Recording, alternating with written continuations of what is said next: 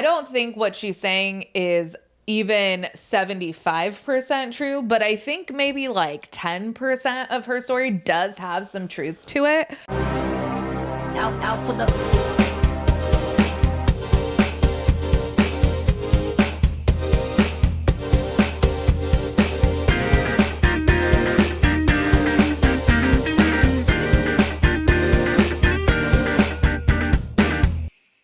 Hey everybody, and welcome back to another fun-filled episode of Mostly Harmless. I'm Matt. I'm Sarah. And together we are Mara.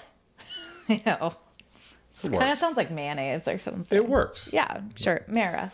We got a fun one. We got more and more backlogs of people reaching out, but we're going to address one of our listener requests. Today, we're going to talk about Sherri Papini. Or as Investigation Discovery likes to call her, Reading woman, Sherri Papini. Reading woman, Sherri Papini.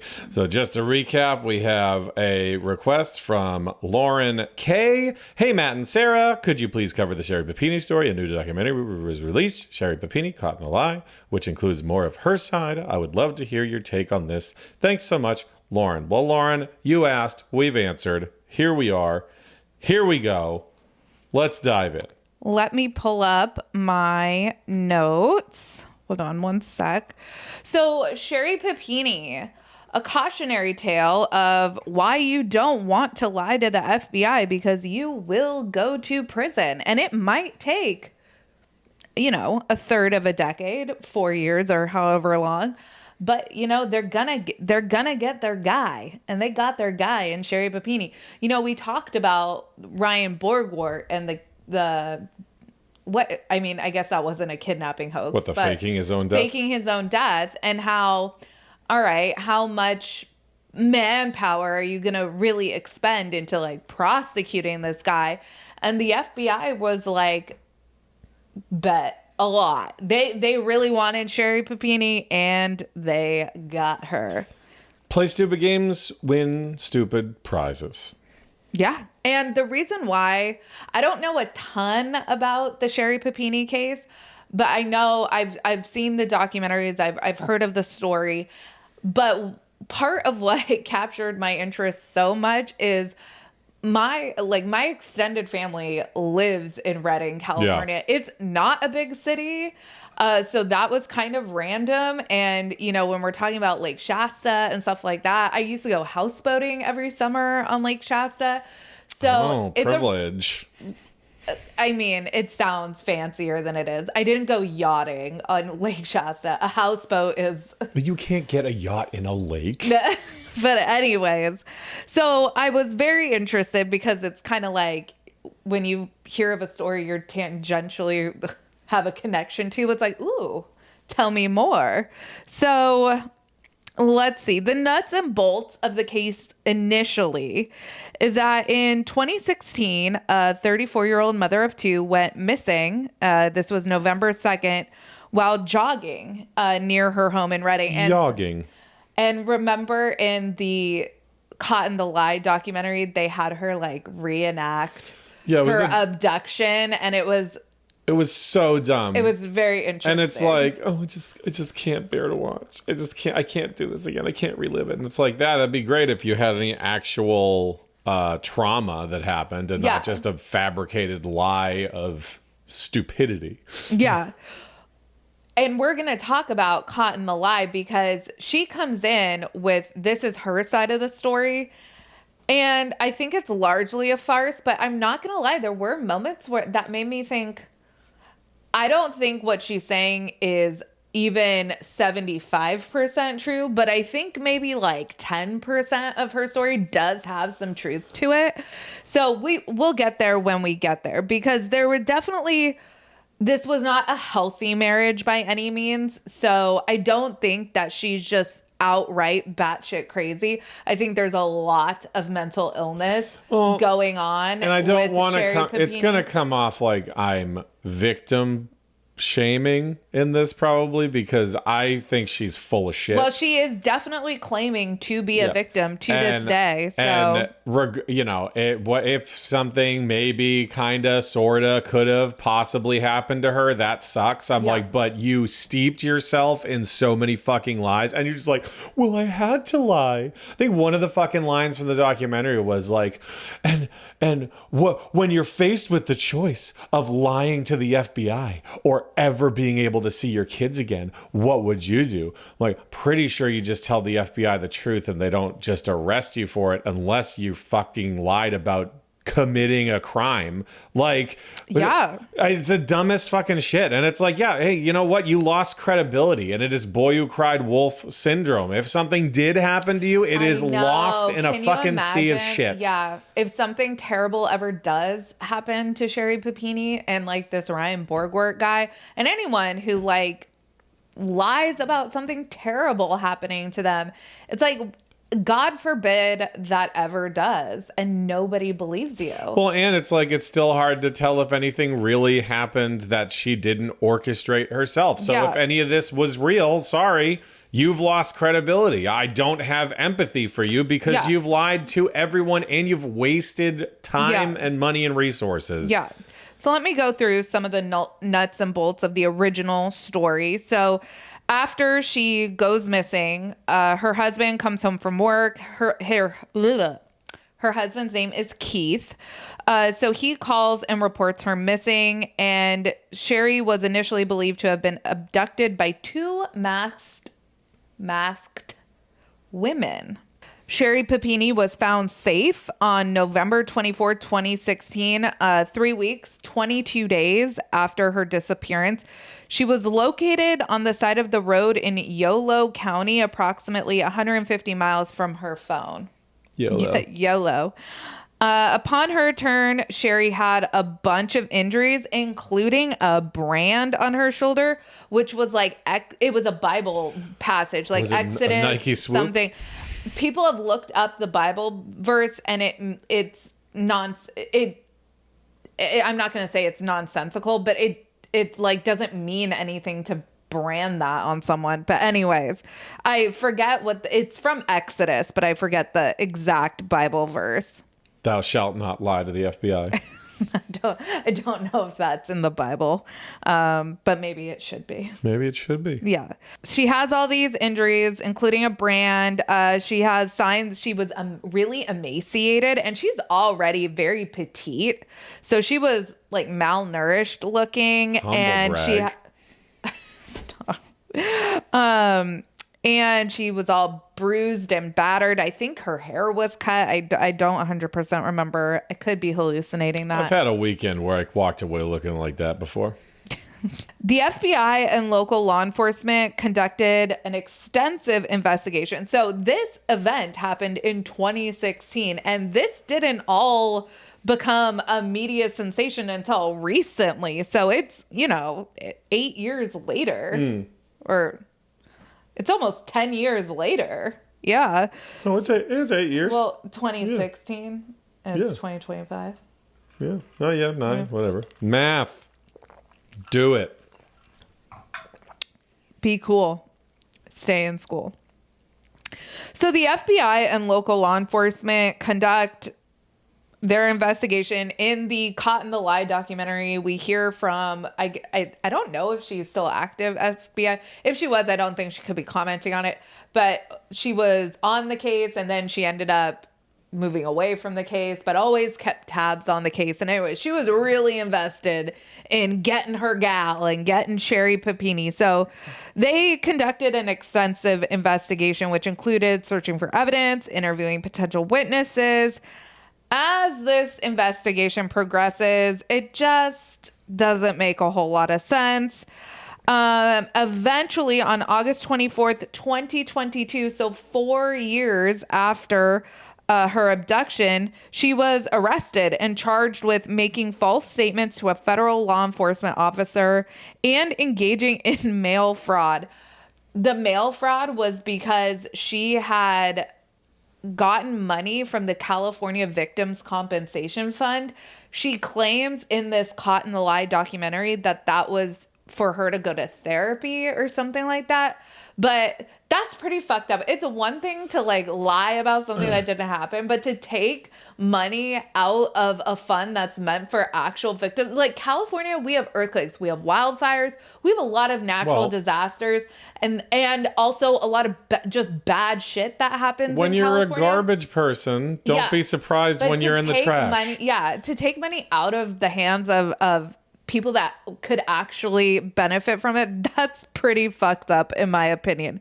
So anyways, she was charged with engaging in mail fraud, lying to the FBI, and this all stemmed from she allegedly fabricated her kidnapping to cover up her time away from home. It was reported that Papini had been staying with an ex-boyfriend during her disappearance, and some speculate that her motivations were connected to personal issues in her life. That checks out for me. Pretty sure her life is a personal issue. In 2023, Sherri pleaded guilty to the charges against her, and she ends up going to prison. And we hear from like a prison mate of hers in. Oh, she was cool. Yeah, she was cool. Like, I was in prison with her. We were pretty close. We're pretty close. People don't look at me. I think didn't she have some story where it was like people look at me and they see me and it's like, they don't have to mess with me. I'm a pretty cool dude. Yeah. I'm a pretty cool dude. I would have hung out with her in prison. That would have been cool. Yeah. So that was all before the documentary. So she goes to jail and it's like, oh, she lied about her kidnapping. She was cheating on her husband. She, wanted to, I don't know, maybe start a new life. I don't know what her motivation was really, but it's messed up because she has 2 kids and, she comes home, lives her life for 4 years and then gets arrested. So now she does a bunch of other documentaries. I think one even Keith, her husband, participated in. This is really a first. Are they still married? No. I don't know if they're actually divorced by this time, but They're at least they're separated. they're not together. He has custody.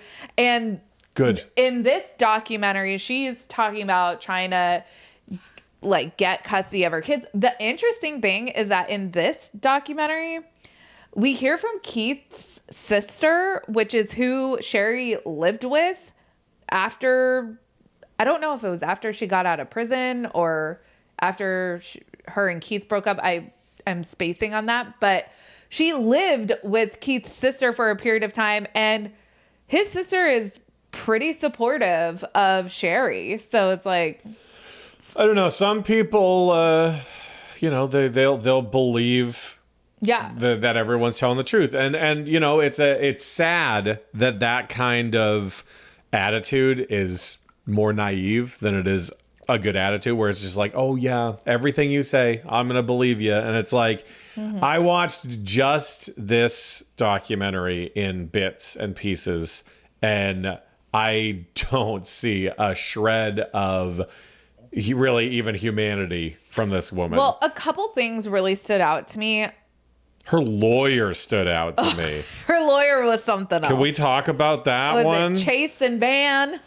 The Mother, the father-daughter duo. Her lawyer has a legitimate story of being assaulted. Yeah. I guess, and it's like, and it just gets casually thrown out there and it was like, this chick looks like she just got back from fucking Burning Man and they keep showing her law. I'm going to say her certificates because I'm not sure if she got a degree in law. She works for her dad's lawyering company, law firm. As he knows some people, a lot about bird law and all that. Her dad is very Colonel Sanders-esque with a bushy fucking mustache. He has what are those mustaches? Handlebar mustaches. Yeah. And she just seems like sits you down, turns the chair, sits down, says, I'm not like all the other lawyers, I'm a cool lawyer. Let me rap with you kids for a bit, you cats. Let me rap with you. And she's just like, everything she does, she's just like, and I was talking to her and it was fucking crazy, man. It was nuts. And I'm like, if you were my lawyer, you would probably give me a heart attack. Her whole demeanor was wild. She was a character for sure. Yeah, exactly. She was and a I don't know character. how much of her personality Because that was her divorce lawyer, wasn't it? It wasn't her defense attorney. Right, yeah. So I don't know. I kind of got the feeling that a lot of her personality is a trauma response. I don't know. Yeah. I'm No, not a therapist, but it feels like I felt bad for her. Somebody has a yacht paid for by that woman's father. 100%. The therapy bills piled up. And it's just wild. Yeah. So that was a whole every time she came on screen, it's like the supporting cast. And it is funny because we're watching a documentary series on someone who lied to the FBI, and we're talking about criminal fucking charges. And the only person that they could get in a legal standpoint to talk about her is her fucking divorce attorney. Well, I don't know.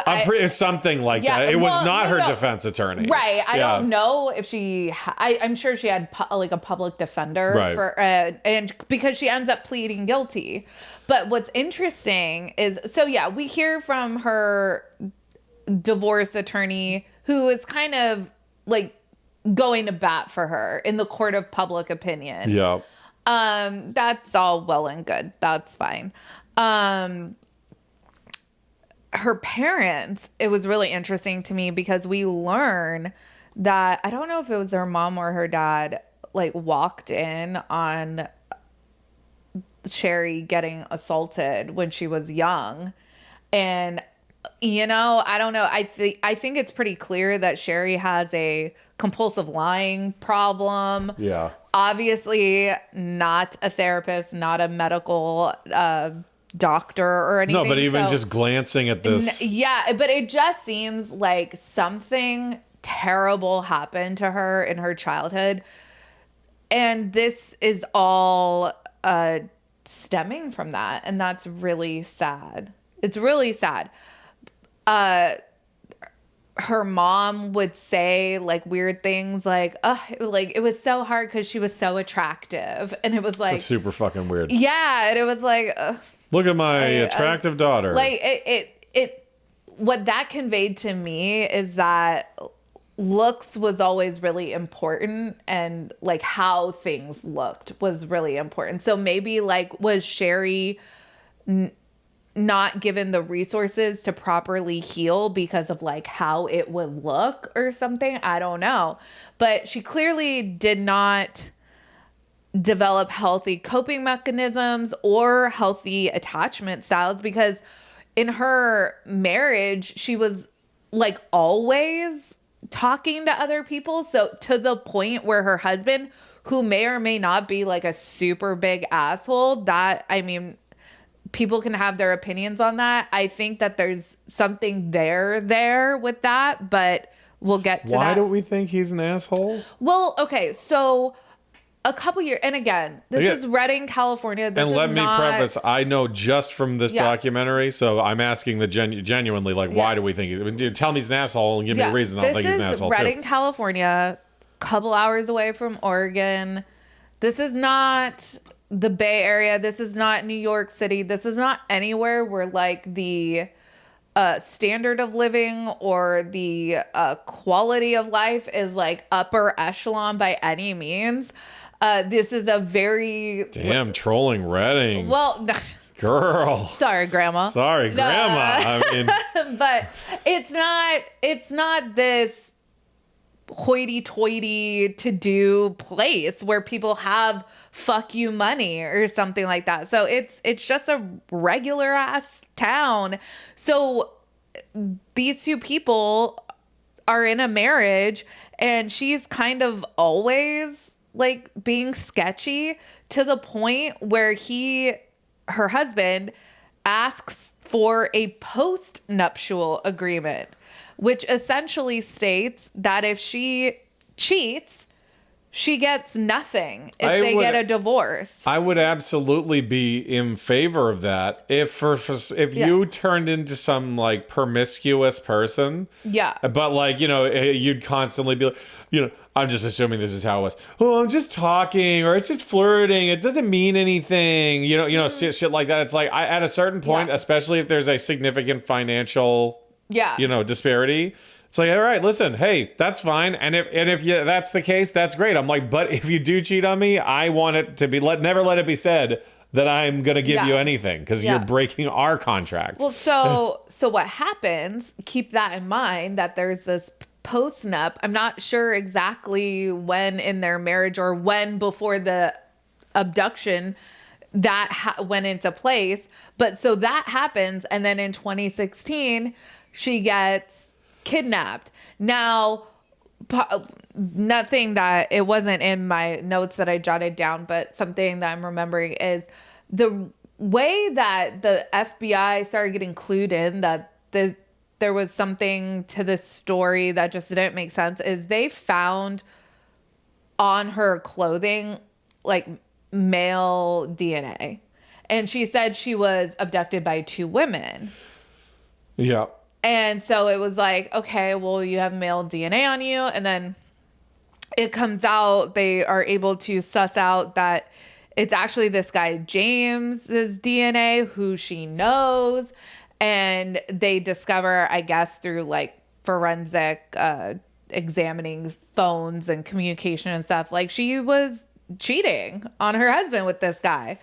So what she says in this doc is that she was having an emotional affair on her husband, and she was an emotional affair that resulted in DNA. Well, and she was, I don't know if she was planning on leaving or what, but she was planning to meet up with James. He comes and actually just straight up abducts her. Like, that's her claim.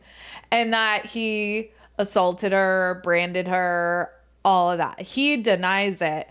And how does he deny it? He goes, she asked me to do all this stuff. Right. And I never, like, yes, we were in a remote location, but I never, like, said you couldn't leave. Like, this was what we discussed is what happened, essentially, is what this guy says. Now, it is important, I think, to point out that they charged Sherri. They went after her. This James guy has never been charged not with even anything. A subpoena. So I think that that's worthy to know. So Sherri, noteworthy even. Worthy to know, noteworthy, however you want to spin it. So that, I mean, honestly, I don't know what a lot of the chatter is about Sherri Papini.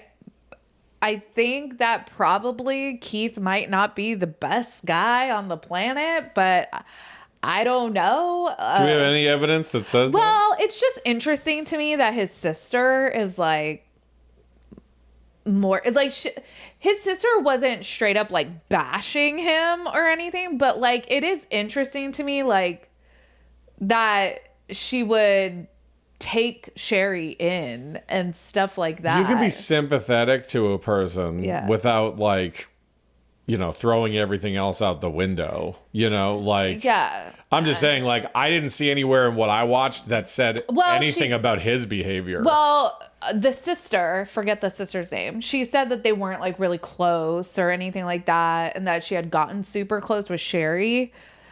So I noted that in my head. I don't really know what to think of that, but, and a post-nup, again, this isn't, the Upper East Side or something.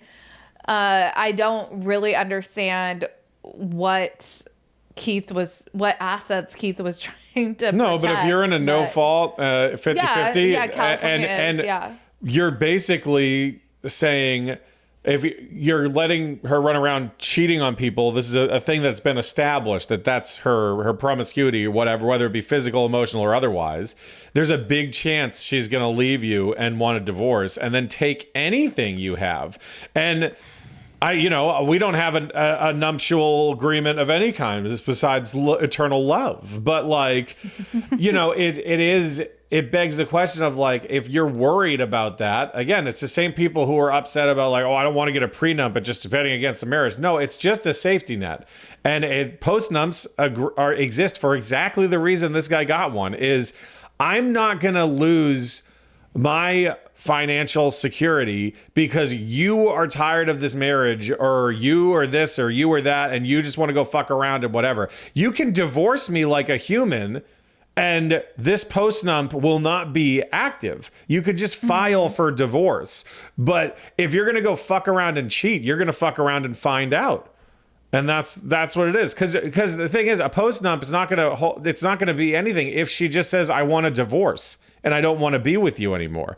And if I'm being speculative, if he was an abusive piece of garbage, I don't think he would be filing a postnump. I think he would be like doing a little bit more shit. You know what I mean? Like a postnump is him protecting himself. Oh, and the other interesting thing I thought was, I think it was in the Caught in the Lie docuseries. Keith, when he reports her missing, is like, we need to get in the FBI. Like, let me do a polygraph. He was very, like, he wanted to find her. Well, like, he wasn't being like weird and cagey and evasive like or anything. Her behavior is what called for a postnump, which is if he didn't want to stay with her. And again, I don't know this person, but I'm speculating on the evidence that I have, which is limited. It's not everything that's out there. I've only seen a little bit. But you get a postnump because you don't want to get a divorce because you care about the person you're with. But the person you're with is making some shitty fucking decisions. And if they want to ruin the marriage, cheat on you, and then try to walk away with your money, that's kind of fucked up. She could, if she didn't want to be in the marriage, file for divorce and then get whatever assets you want to split that way. Because again, that's to protect him from a divorce after she goes and shacks up with another guy so that they don't get to just take the money and run. She can file for divorce and get the 50% of assets. That's not in question on a regular divorce. So my thought on this is he's protecting himself if she really does want to napalm this marriage. She is not, I feel, is not in that horrifyingly horrible of a situation where she was unable to just ask for a divorce. She had like access to lawyers. Like she had some dough. Like, and again, I'm assuming the only reason you would have a kind of like a postnump, I feel like it's probably a no fault state. So it's probably a 50-50. I think California is a no fault state. Yeah, I think so.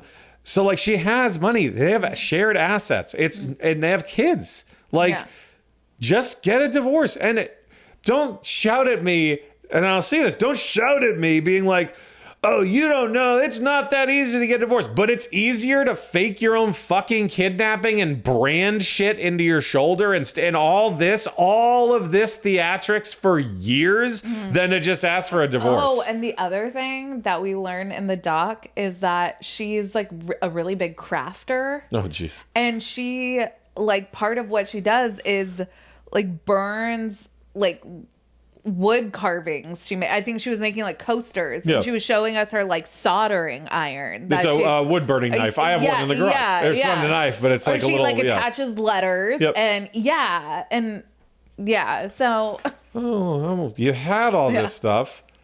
Yet this is stuff you're intimately familiar with, and yet some random strange person that you actually know very well used them on you, and the FBI and the lawyers never once even looked at this person a second, or it doesn't even sound like they looked at him at one time. They're like, none of this makes any sense. Yeah, I guess if someone asks you to brand them, is that not then a crime? Like, no, it's consent. I mean, Pete Davidson got Kim K's branded on him, and it's legal. It's okay. It's silly, but do what you want to do. I guess, like you say, it's just as silly as a tattoo. A tattoo is body modification, the same way branding is, the same way people get like spikes put under their skin. It's all, there's nothing illegal about that. I'm interested to hear from people who know more about the story, so let us know in the comments.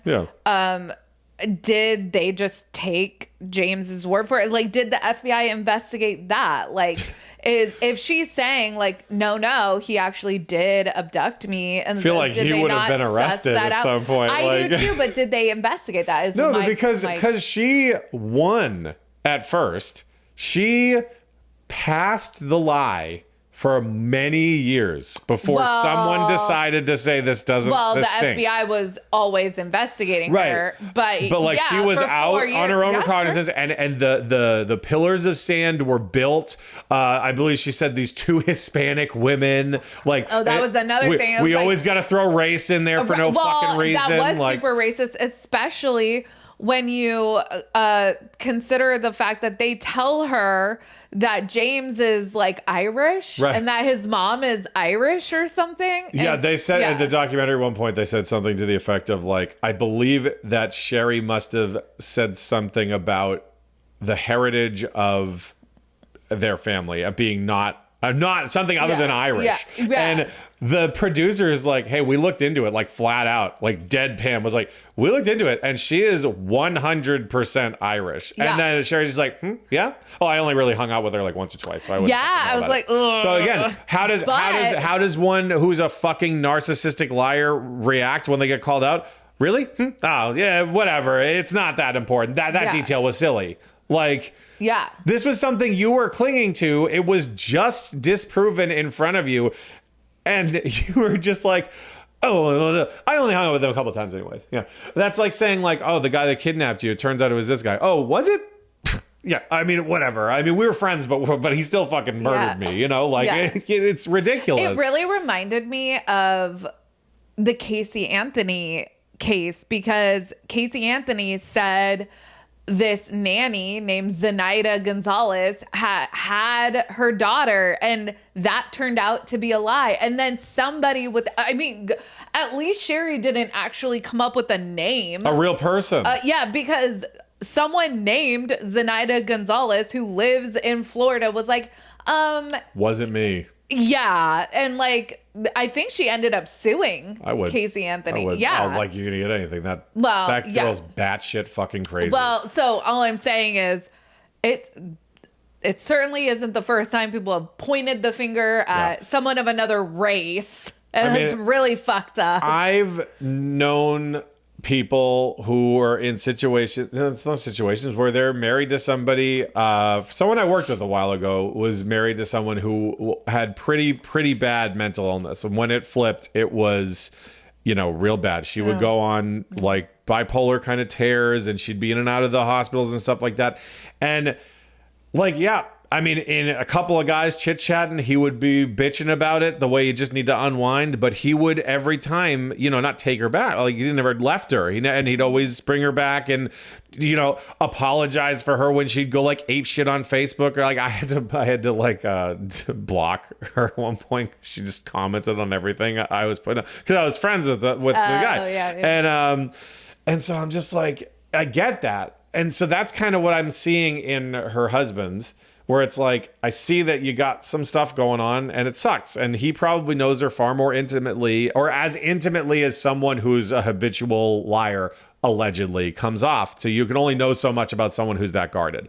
But you would imagine that your husband would perhaps know you a little bit better. So he's putting up walls to protect himself in the event that she really does decide to push the big red button.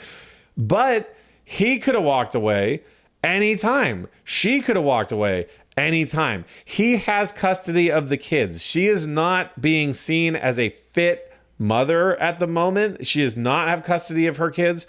And the documentary speaks volumes about her mental state. And again, that sucks. That really does. I have empathy on a level for that, but you've ruined your entire credibility, and it is impossible for anyone to even know what's really happened. And every time someone throws something at you, it's just, oh, well, yeah, that didn't really happen. Like, how do you recover from one bold-faced fucking lie that you elaborately went into to another one, a completely different bold-faced scenario, and then you're still saying, yeah, that guy did it, and that guy is living free and not arrested and not being brought in for questioning? Like, It's like, dude, now you're just going around shit talking people. And then it's like, are you doing these did you think this documentary was for you, or do you think this documentary was against you? Because I would say if we were putting on the ticker column, this was in the L column for her. So yeah, overall, I don't believe 90% of what Sherri Papini has to say for herself. But there are elements of her story where I think, yeah, maybe Keith Papini isn't like, the best guy on the planet. And I don't know him, and that may or may not be true. And we know from her parents telling us, we know that she has had severe trauma in her childhood. So that also can play into your, the way you develop coping mechanisms and things like that. So I don't know. You guys will have to let us know your thoughts. This is a little bit of a shorter episode because by the time this episode comes out, I will be recovering with a new face. A new face. She'll be looking like Nicolas Cage. I asked for the John Travolta, though, in my face-off facelift. Well, to be fair, John Travolta became Nicolas Cage. In one of the wackiest... But things. That's a really good movie. If you've never seen Face Off, which is what's about to happen to my wife. I'm having a lower neck lift. The mob boss with a completely different body type of Nick Cage. It's very believable. It's a really good movie, though. I highly recommend it. They peel off one guy's face. And then put on another guy's face. And then the guy who has no face wakes up, somehow finds the other face and staples it back to his face. And no one's looking at like John Travolta, who's like a stocky, wide set guy, and Nick Cage, who's like a tall, lanky dude. It's like, yes, well, when I changed faces, I also became taller. But but that's not what we're talking about. I didn't ask for the height, the height adjustment package. So in the end of it, and as I said, come for me if you will about my thoughts about assuming that I'm just siding with the man in this situation. I'm just going to preemptively tell you, I'm simply putting out from the data that I have access to, which is not everything. That's my opinion on the subject. Yeah, we'll have to go and watch the doc that he participated in. That'll be interesting. I did notice one of the on-screen texts was like, Keith Papini says that Sherri did have access. No, like she did have access to some money sometimes. And I was like, ooh. Well, I don't really love how that was stated. It was how it was worded, though. Yeah. Again, like, I don't know. The documentary people, we're trying to make money. We want people to watch it. No one's going to be like, we talked to Keith, and Keith is like, she had a fucking debit card. I don't know what you want me to say. But it was like, would you... I would never say I had access to my money. Like I almost wish she didn't have access to the money. Yeah, that's probably true. But we have a joint bank account. Like I wouldn't even consider it like me. We both have equal access to our money. I don't know. But it's just simple. It seems like the steps and what I learned about how this guy went about stuff. Both of them had opportunities to end this marriage in a completely normal fashion. Right. And when someone goes to these extremes to get out of a marriage, and that guy is not being arrested for being abused or abusive or anything like that, and like all he did was he went to go protect his assets, likely so that his kids have money. So if she decided to fuck off and take the money, now he's stuck with the kids and no money. That's a pretty smart move. It's just pragmatic. Like, listen, I see the documentary. The guy turns out to be a piece of shit. I'm one of the few people on this earth who will change their opinion when presented with facts that are meant to change your opinion. I'm like, but right now I'm just extrapolating from incomplete data. That's what I'm doing. All right. That's it. So we gotta go. I gotta go put the kids, make sure they're still asleep and all that. Maybe have a coffee. Who knows?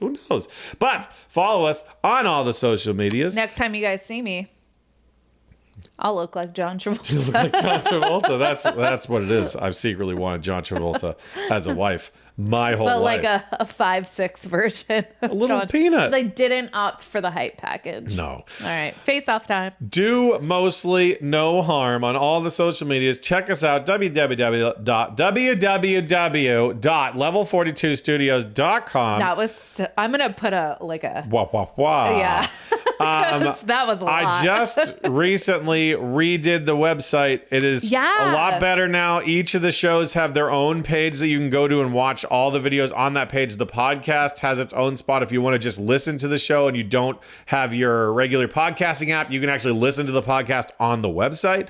All this stuff. So you go to Mostly Harmless. On the Mostly Harmless page, you'll notice, and we'll have one less as of tomorrow, there's actually sticky notes underneath the first paragraph there of all the listener requests we have queued up in no particular order. So the Sherri Papini one will be removed. The other ones will continue. I'm gonna have to get a VPN for the Winnipeg thing because I really I'm super, now I'm into it. Yeah, I'm super. Now I'm really gonna figure it out. But yeah, we got to get going. We'll have to do a recap though because I'm sure that a lot of people will have not seen it, so I'll do like a little something special for that one. Well, you know what? We'll just talk about this. It'll be like me talking about something that happened in the local government.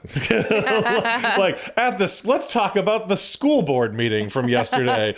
It means nothing to anyone else. Or Matt's dream, which is to ultimately take over the HOA. To take over the HOA and dismantle it from within. Burn it down from the inside. This totalitarian regime that we are under that does not like us to have our individual property rights. Thank you. I said good day. All right, I said good day. All right, you guys. As always, do mostly. No harm. Good day. Good day.